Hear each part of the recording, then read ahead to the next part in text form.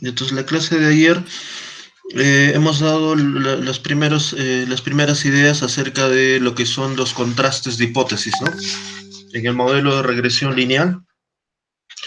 Y fundamentalmente hemos empezado distinguiendo estos dos tipos de pruebas que podríamos tener en principio, ¿no? Uno le hemos llamado la prueba bilateral y la otra la prueba unilateral, ¿no? Entonces, fundamentalmente para poder distinguir si una prueba es bilateral o unilateral, dijimos que había que chequear la hipótesis alternativa, ¿no? ¿Ok? Cómo expresemos la hipótesis alternativa va a definir si la prueba es de una sola cola o de dos colas, ¿ok? Entonces vamos a ver una prueba que en el análisis econométrico se llama la prueba de significancia individual, ¿ok? Entonces, ¿de qué trata esta prueba de significancia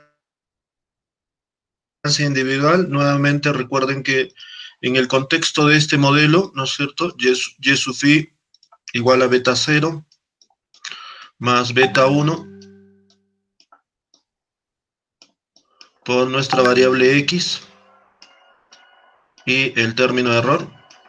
En este contexto de este modelo lo que queremos es ver si particularmente la variable x en este caso, ¿no? Si esta variable x es significativa o no es significativa para explicar a la variable y, ¿no? ¿Ok? Entonces, para poder plantearnos esa pregunta, ¿ok? Para hacerle esa pregunta al modelo y decirle que si efectivamente la variable x realmente es relevante o no es relevante para explicar la variable y, vamos a plantear justamente esta famosa prueba bilateral, ¿no? También la conocemos como la prueba de significancia individual, ¿ya?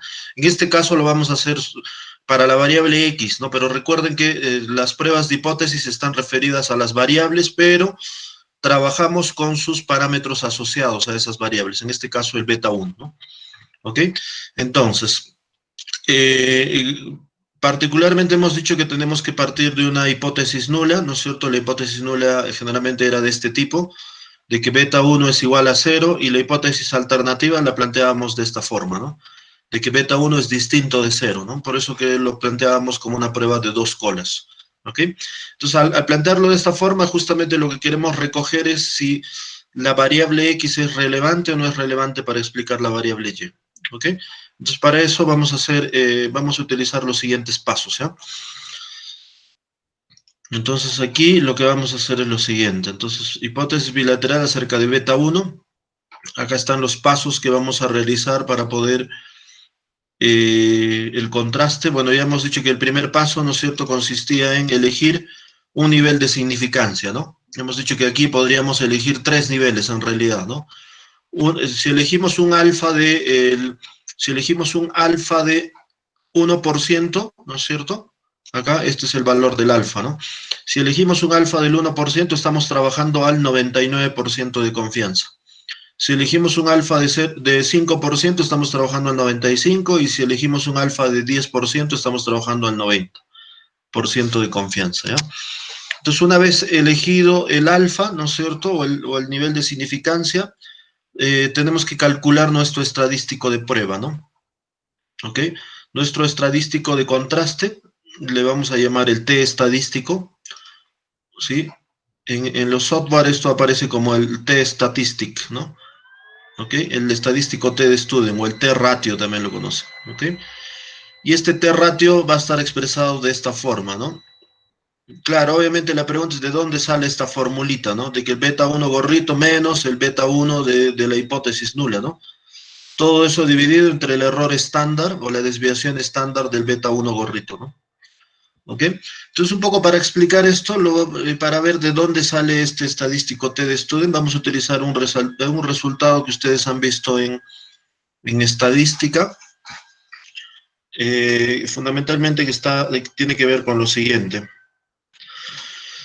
Eh, Vamos a trabajarlo aquí, a ver. Entonces, acuérdense, en estadística ustedes vieron, bueno, era una proposición. Acuérdense aquí,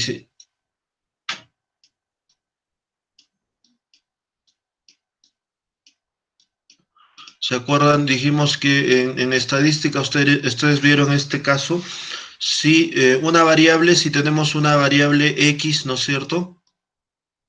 Si x es una variable aleatoria, Entonces decimos acá, si x es una variable, acá de frente ya no voy a estar escribiendo, voy a decir, si x es una variable aleatoria que se distribuye como una normal con media mu y varianza sigma al cuadrado, ¿no es cierto? Si teníamos una variable x, una variable aleatoria x que sigue una distribución normal con media mu y varianza sigma al cuadrado, entonces podríamos plantear nosotros lo siguiente, ¿no? Entonces podemos transformar la variable x en una variable que le vamos a llamar z, ¿sí? De la siguiente forma, ¿no? Vamos a trabajar con esta nueva variable que le vamos a llamar z. Y esta variable z, para poder transformar x en z, lo que vamos a hacer es lo siguiente, ¿no? Vamos a restarle a la variable x, le vamos a restar su media, ¿no es cierto? Le restamos su media y lo dividimos entre su desviación estándar. En este caso sería sigma. Si logramos hacer eso con esta nueva variable z, o sea, le restamos su media y lo dividimos por su desviación estándar, esta variable resultante vamos a decir que sigue una distribución normal 0, 1. ¿Ok? ¿Vieron este resultado? Me imagino en estadística, ¿no es cierto? ¿Ok? Entonces, tenemos este resultado que podríamos utilizar, ¿no? Desde la estadística. O sea, dada una variable aleatoria x que sigue una distribución normal con media mu y varianza sigma al cuadrado, nosotros podremos transformar la variable x en z, ¿no? ¿Ok? De tal forma que esta variable z siga una distribución normal 0, 1, ¿no? ¿Ok? Esta es la distribución normal estándar, ¿no? Entonces, ¿cómo hacemos eso? Le restamos la media y lo dividimos entre su desviación estándar, ¿ok? Entonces, eso es lo que hacemos en el caso de beta 1 gorrito, ¿no? Si hacemos la analogía, en el caso de beta 1 gorrito, esto lo vamos a poner aquí entre paréntesis nada más. Entonces, en el caso del beta 1 gorrito, ¿se acuerdan a qué conclusión hemos llegado? ¿A qué conclusión hemos llegado respecto al beta 1 gorrito? Hemos dicho que el beta 1 gorrito, ¿qué distribución sigue? Pues acá decimos ya también lo siguiente, ¿no? Si tenemos que...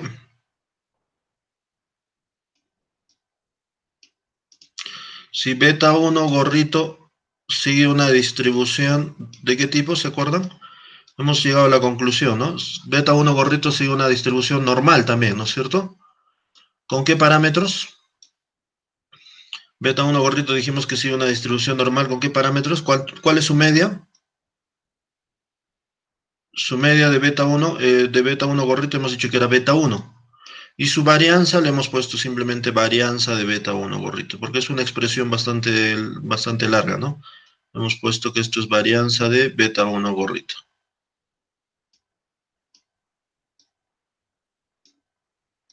¿Ok? Entonces tenemos esto de acá, ¿no?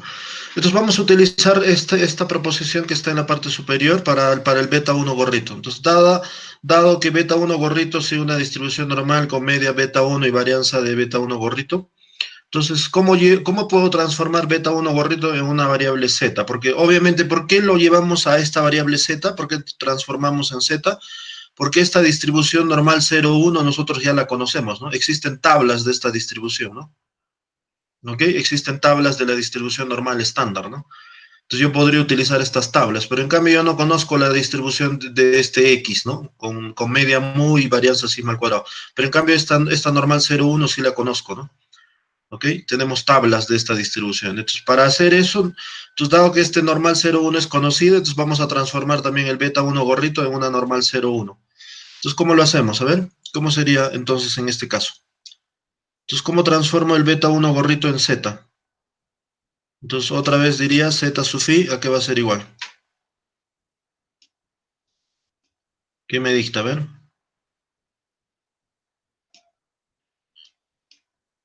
Haciendo la analogía en la parte superior, z sub phi, ¿a qué sería igual? Beta sub y Beta gorrito. 1 Gorrito. ¿Sí sería? Exactamente. Entonces, esto sería el beta 1 gorrito, ¿no es cierto? Que es nuestra variable con la que estamos queriendo transformar. Al beta 1 gorrito, ¿qué cosa le hacemos? Menos Restamos, ¿no es cierto? Su media. Y en este caso, ¿cuál es su media? beta 1. beta 1. Exactamente, su media es beta 1 también, ¿sí? Entonces, ya esto perdón, lo dividimos entre qué cosa? Entre la desviación estándar del beta 1 gorrito, que en este caso sería la raíz cuadrada de, ¿no es cierto?, de esta varianza, ¿no? Que en este caso es varianza de beta 1 gorrito.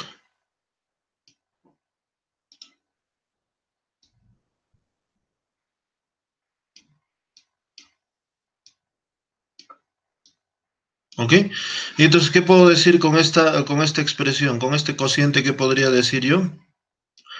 Este cociente, obviamente, nuevamente voy a decir que sigue una distribución normal 0,1 también. ¿Sí? Entonces podemos decir no, tranquilamente de que este cociente ahora sigue una distribución normal 0,1. ¿Ok? Es una normal estándar, ¿no? Entonces, este es el resultado con el que vamos a utilizar para poder trabajar nuestras famosas pruebas de hipótesis bilaterales, en este caso, ¿no? Con esta expresión. Pero claro, acá no acaba la historia, ¿no? ¿Cuál es el problema? El problema, se acordarán que en esta fórmula de la varianza hay varias cosas que nosotros hemos aproximado, ¿se acuerdan? Porque no era una fórmula exacta, ¿no? El beta 1 gorrito nosotros lo conocemos, ¿no? El beta 1 gorrito sale de la estimación de mínimos cuadrados. Este beta 1 que aparece de aquí, este es de la hipótesis, ¿no? Este beta 1 que aparece aquí es de la hipótesis que nosotros lo vamos a plantear. Lo que no conocemos exactamente es la varianza de beta 1 gorrito, porque acuérdense que en la fórmula que nosotros hemos estado trabajando en las últimas clases, esta varianza de beta 1 gorrito tenía una forma media extraña, ¿no? Porque aparecía el mu sub i, era la varianza, ¿se acuerdan? Un poquito lo voy a poner aquí. ¿Se acuerdan la varianza de beta 1 más o menos qué forma tenía? Esto, a ver, me imagino que ustedes se lo saben de memoria ya esto. Sí, varianza Varianza de beta 1 gorrito, ¿se acuerdan que era igual? La última expresión con la que hemos trabajado. varianza, factor de X sub i menos.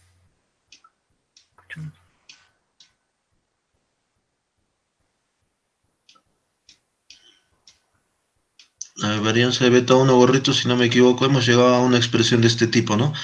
Que esto era algo así como la varianza de... X. X sub i. Varianza, ¿no es cierto? De esto, paréntesis, xi, ¿no es cierto? Menos el mu sub x, ¿no es cierto? Paréntesis, mu sub i. Exactamente, el error, ¿no? El u sub i, Sí. el u sub i, que era el término de error, todo esto. Y todo Dividido esto dividido, ¿no es cierto?, entre el n. n multiplicado por el sigma de x elevado a la cuarta, ¿se acuerdan? Sí. Ya me lo sé esto de memoria. ¿Ok? Entonces, teníamos esto de acá, ¿no? Entonces, esta era la fórmula, ¿se acuerdan? Y acá habían varias cosas que eran desconocidas. Por eso les dije que esta varianza beta 1 gorrito en realidad no era igual, sino que era una aproximación, ¿no? Era aproximado, ¿no? Porque acá el mu sub i, por ejemplo, hemos dicho que este u sub i, que es el término de error, es de la población. Nosotros no conocemos el u sub i. Acuérdense que nosotros estamos trabajando con la muestra. Y al final, para poder calcular esta varianza, hemos dicho que, ok, si no conocemos el u sub i, tendremos que trabajar con el u sub i gorrito, ¿se acuerdan? Con el mu sub i gorrito. Entonces, al aproximar eso, estamos diciendo que esta expresión de la varianza de beta 1 gorrito en realidad no es exacta. ¿Ok? Inclusive este sigma de x tampoco no es el sigma de x de la población, sino en realidad es el s al cuadrado de x, ¿no? El s sub x era, ¿no? De la muestra. Entonces, al hacer esas aproximaciones acá, en particular con respecto a esta variable también, y debido a que el u sub i es una variable que no se conoce y tampoco este sigma de x no se conoce, y lo que se hace es trabajar en lugar del sigma de x, trabajamos con esto, ¿no? Trabajamos con el sigma de x, pero el gorrito. ¿Ok? Y más adelante vamos a ver, acá hay otro truco estadístico. En esta fórmula de la varianza, este sigma de x no se conoce porque es la varianza de x, ¿no es cierto?, poblacional. Entonces, lo que vamos a hacer es utilizar su estimación de este sigma de x. Entonces, vamos a trabajar con el sigma de x, pero con el gorrito. ¿Ok? Y lo que vamos a decir que en realidad, bueno, con este sigma al cuadrado en realidad, ¿no? Con este sigma al cuadrado de x gorrito, Y este sigma al cuadrado de x gorrito, nosotros, bueno, más adelante lo vamos a ver, este estadístico sigue una distribución chi cuadrado, porque acuérdense que este sigma está elevado al cuadrado, ¿no? Que es la varianza de x, ¿ok? Generalmente toda variable que esté elevado al cuadrado, bueno, si es una normal, generalmente las normales elevados al cuadrado se convierten en una chi cuadrado, ¿no? Entonces, este sigma de x se dice que sigue una distribución chi cuadrado. ¿Ok? Sigue una distribución chi cuadrado.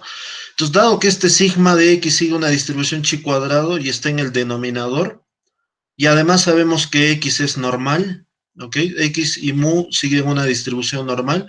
Es una variable normal dividida entre la raíz cuadrada de una chi cuadrado. Esto se convierte en una t de Student. ¿Ok? Entonces, toda esta expresión que estamos acá, haciendo estas aproximaciones, ya no van a ser, debido a que el beta 1 gorrito es normal, y esta varianza de acá aparece este sigma al cuadrado, y dado que este sigma al cuadrado sigue una distribución chi cuadrado, entonces por estadística se sabe que si yo divido, esto me va a dar la famosa t de estudio, ¿no? Si yo divido una variable que es normal, por ejemplo, lo voy a decir acá, x, y lo divido entre la raíz cuadrada de una variable y esta variable y voy a decir que sigue una distribución chi cuadrado. Entonces este cociente, justamente vamos a decir que se convierte en una t de Student. ¿Ok? Eso es lo que me imagino en estadística han visto, ¿no?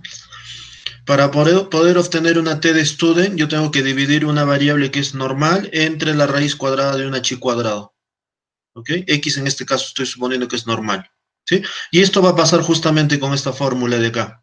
Porque acá la raíz cuadrada de la varianza beta 1 gorrito está metido este sigma de x, y debido a que este sigma de x no se conoce, hacemos una estimación y trabajamos con el sigma de x gorrito. Y este sigma de x gorrito sigue una distribución chi cuadrado. ¿Ok? Entonces la raíz cuadrada de una chi cuadrado, y esto acá en el numerador una normal, entonces justamente se parece a esta expresión. ¿Sí? ¿Estamos de acuerdo? Entonces, debido a esto, es que este z sub i ya no va a ser un z sub i, sino se va a convertir en una variable t de Student, ¿no? O sea, al final, debido a esta explicación, nosotros vamos a, en lugar de trabajar con este z sub i, vamos a trabajar ahora con nuestra variable t de Student, debido a este resultado que acabo de explicarles, ¿no? Entonces, en el fondo vamos a decir que este z sub i ya no va a ser el z sub i, sino vamos a tener que trabajar con el estadístico t de Student, y esto va a ser igual a la misma expresión, ¿no? En este caso es la misma expresión, nada más que con la diferencia que en el denominador vamos a trabajar con su estimación. Este va a ser el beta 1 gorrito,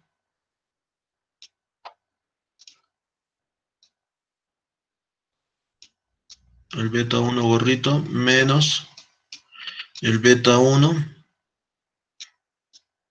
¿no es cierto? Y aquí la raíz cuadrada, por eso acá, para que se diferencie de esto, de la varianza de beta 1 gorrito, pero estimado.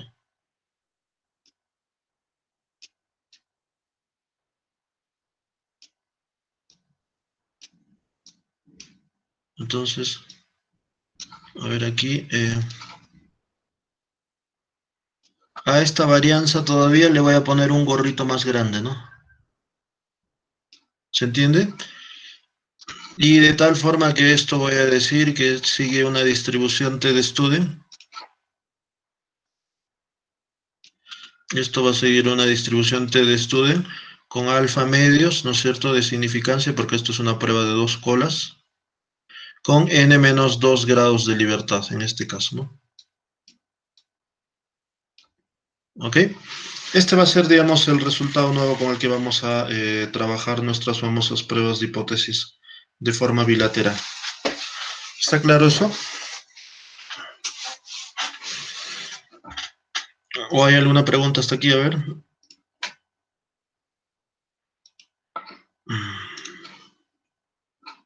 ¿Alguna pregunta hasta aquí?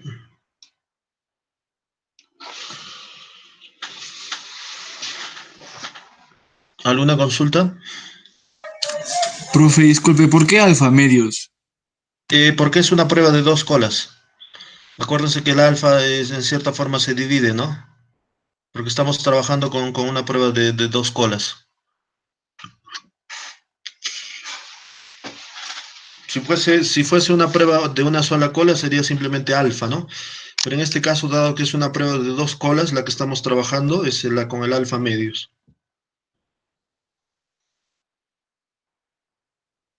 ¿Alguna otra pregunta? Entonces está claro, ¿no? Acá la idea es, vuelvo a repetir, es un poco entender esta transición, ¿no? De este Z sub i a este T sub i. ¿Por qué damos ese salto, ¿no? De la normal. Aunque en el libro de Stock y Watson justamente dice que dados los supuestos que hemos impuesto al modelo de regresión lineal, ambas cosas son idénticas, ¿no? Porque acuérdense que la T de Student, cuando el tamaño de muestra es grande, converge a la normal, ¿no? En realidad todas las distribuciones convergen a la normal, ¿no? Entonces la T de Student pasa lo mismo, ¿no? La T de Student, cuando el n es bastante grande, converge a la normal, ¿no? Y por eso que en el libro, inclusive en el ejemplo, utiliza en lugar de la T, utiliza el valor de Z, ¿no? Al 95% de confianza. ¿Ok? Y ese Z, ¿se acuerdan? Creo que es 1,96, ¿no? En la tabla de la normal 0,1, ¿sí? Para trabajar con qué valor de Z trabaja, en el libro es 1,96, creo, si no me equivoco. Y ese valor de Z de 1,96 es para el 95% de confianza, ¿no? Entonces, habría que comprobar eso. Para el caso, si trabajásemos con la T de Student, habría que ver para n-2 grados de libertad, habría que chequear en una prueba de dos colas este valor de T, qué tan lejos está, ¿no? Que creo que más o menos coinciden, creo, ¿no? Están por ahí cerca, ¿no? Dados los supuestos, ¿no? ¿Ok? Pero obviamente lo más recomendable es trabajar con esta prueba, con la T de Student, ¿no? Que es la distribución apropiada, ¿no? Para este caso. ¿Estamos de acuerdo? ¿No hay alguna pregunta?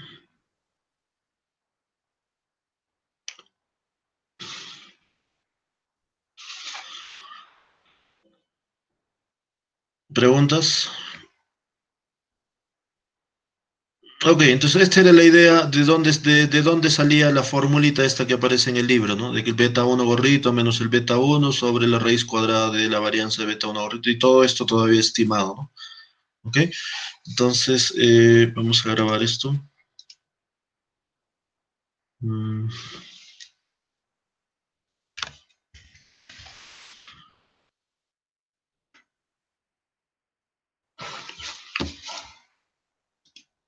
Ok, entonces estamos aquí y acá efectivamente vemos esta fórmula, ¿no? Que ya les había comentado. El T es igual al beta 1 gorrito menos el beta 1, ¿no? Sobre el error estándar, ¿no? Entonces acá justamente por eso es que aquí en la primera línea dice expresión equivalente al estadístico para la media poblacional, ¿no? ¿Ok? Entonces dice bajo la nula y los supuestos que ya hemos puesto, ¿no es cierto? Los supuestos del modelo, la distribución asintótica de T es la normal 0,1. ¿Ok?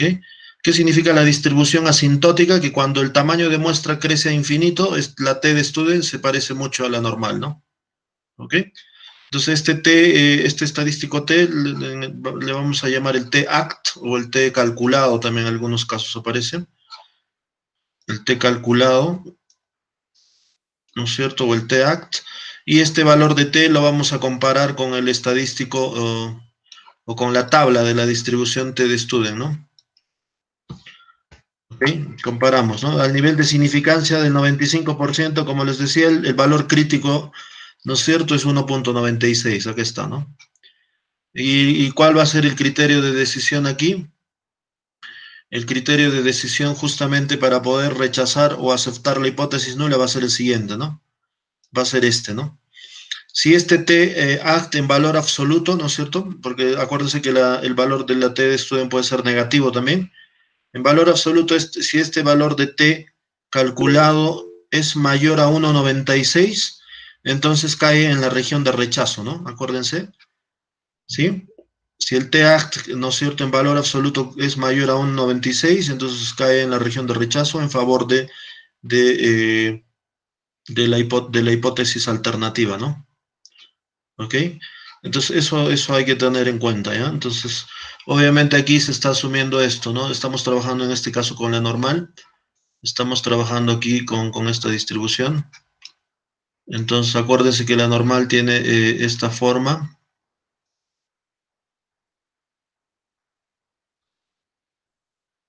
¿Ok? Entonces, aquí lo que estamos diciendo es que esta es la media para el caso de la normal. Acuérdense, siempre es 0. Acá esto es 0. Y el 1,96 supongan que está por acá, pues, ¿no? El valor crítico, ¿no es cierto?, al 95%. El valor crítico de la distribución de la distribución normal al 95%, ese C minúscula que poníamos acá es 1,96, ¿no? O sea, más o menos sería este de acá. Este sería el 1,96, que sería el valor crítico de la normal, ¿no es cierto?, al 95% de confianza.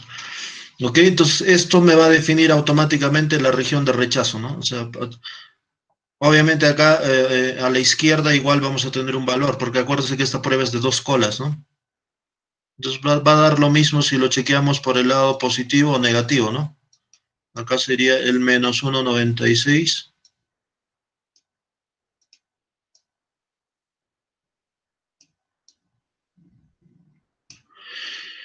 Y obviamente toda la región que está, ¿no es cierto?, las colas extremas vendría a ser la región de rechazo, ¿sí? Todo lo que está sombreado vendría a ser la región de rechazo, ¿ok? Y la región de aceptación sería lo que está entre medio, ¿no? Entonces el criterio, justamente noten el criterio acá, ¿no? Entonces acá,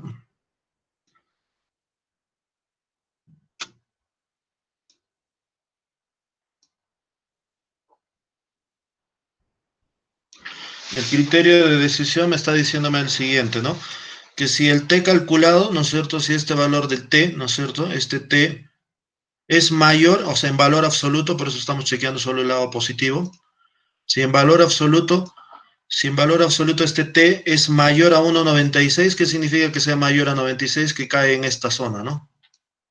¿Sí? Que cae en esta zona. Entonces cae obviamente en la región de rechazo, ¿no? Esta es la región de rechazo. Ok, esta es la región de rechazo aquí.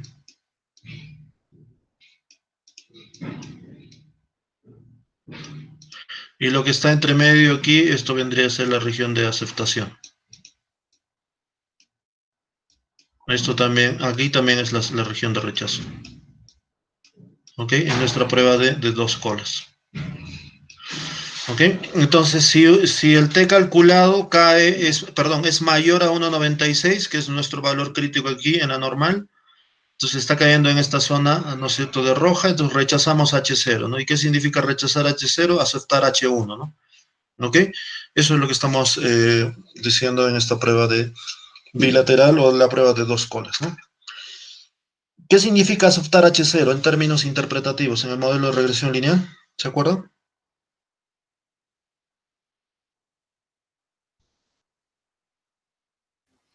Que la variable no es significativa.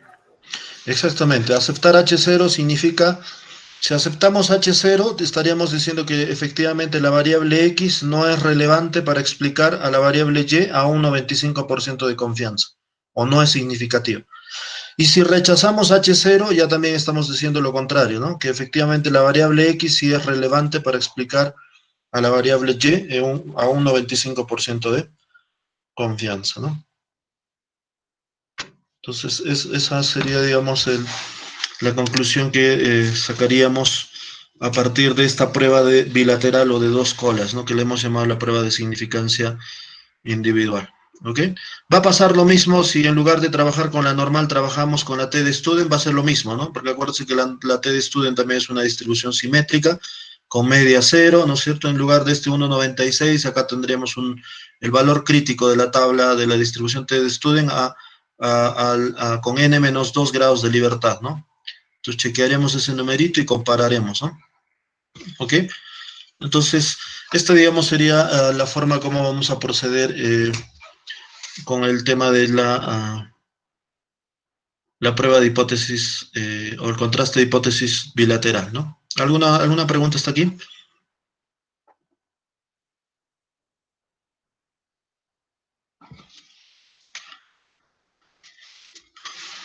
¿Alguna consulta?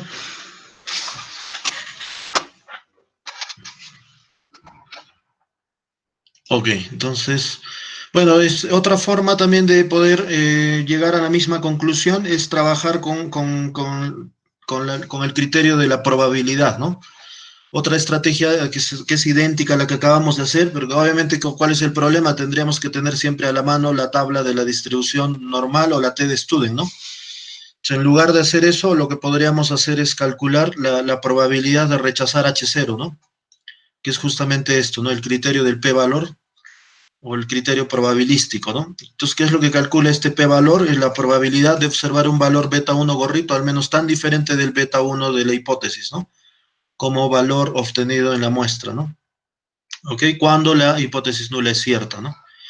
Entonces acá obviamente se procede a hacer este cálculo, ¿no es cierto?, del p-valor. La probabilidad sería la probabilidad de que el beta 1 gorrito menos ese beta 1 de la hipótesis en valor absoluto sea mayor que el beta 1 del valor calculado, ¿no es cierto?, menos el beta 1 de la hipótesis, ¿no? Entonces acá podemos hacer una transformación con lo que hicimos, ¿no? El beta 1 menos beta y dividirlo entre el error estándar y llegar a una expresión de este tipo, ¿no? Convertirlo a este cociente a una t-de-Student que está aquí y calcular este numerito, ¿no? Calculamos esa probabilidad y justamente esa probabilidad nos va a dar el valor para rechazar la hipótesis nula, ¿no? Y acá el criterio automático para poder aceptar o rechazar la hipótesis nula va a ser el siguiente. Para poder trabajar con este criterio, lo único que hacemos es que si la probabilidad, ¿no es cierto?, del estadístico t-de-Student es menor a 0.05, acá por ejemplo esto es como un estándar, ¿ya? ¿No? Si esta probabilidad es menor a 0.05, entonces vamos a automáticamente rechazamos H0, rechazo H0 al 95% de confianza. Ese va a ser, digamos, el criterio automático, ¿no? Rechazo H0 al 95% de confianza. ¿Ok? Esto va a ser nuestro criterio de decisión.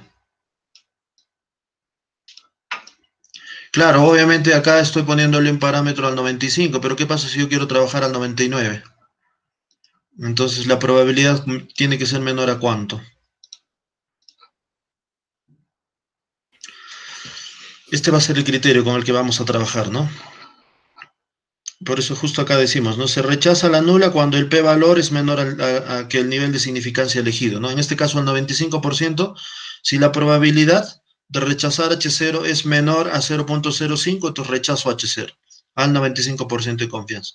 Pero si fuese menor a 0.01, entonces estaría rechazándolo al 99%, ¿no? Esto también es factible, ¿no? Si lo rechazo al 0.01, si es menor a 0.01, entonces estaré diciendo que estoy trabajando al 99% de confianza. Podría trabajar también al 90%, ¿no? Entonces, que sería que la probabilidad sea menor a 0.10, ¿no? Que no es lo muy usual, ¿no? Por lo general siempre vamos a trabajar con el 95% de confianza. ¿Ok? Entonces, esta probabilidad, este cálculo que se hace del p-valor, esto también ya sale en los softwares computacionales, ¿no? El Stata, el eViews, en cualquier programa econométrico ya nos calcula esta probabilidad, el p-valor, ¿no? La probabilidad de cada parámetro, y nosotros automáticamente utilizamos este criterio, ¿no? Si es menor a 0.05, entonces rechazamos H0 al 95% de confianza, ¿no? En nuestra prueba de 2 colas, ¿no? ¿Estamos de acuerdo?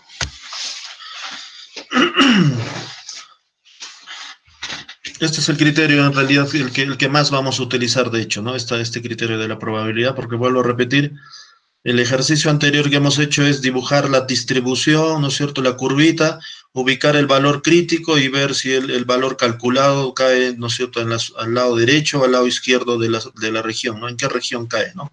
¿En la región de rechazo o en la región de aceptación, no? Entonces, para no tener que hacer ese ejercicio, se utiliza este criterio del p-valor, ¿no? O el criterio probabilístico, que nos dice que si la probabilidad es menor a 0.05, entonces rechazamos H0 automáticamente, al 95% de confianza, ¿ya? Entonces, este es el criterio que que vamos a utilizar con más frecuencia para poder analizar nuestras pruebas de significancia individual. ¿Tienen alguna pregunta hasta acá?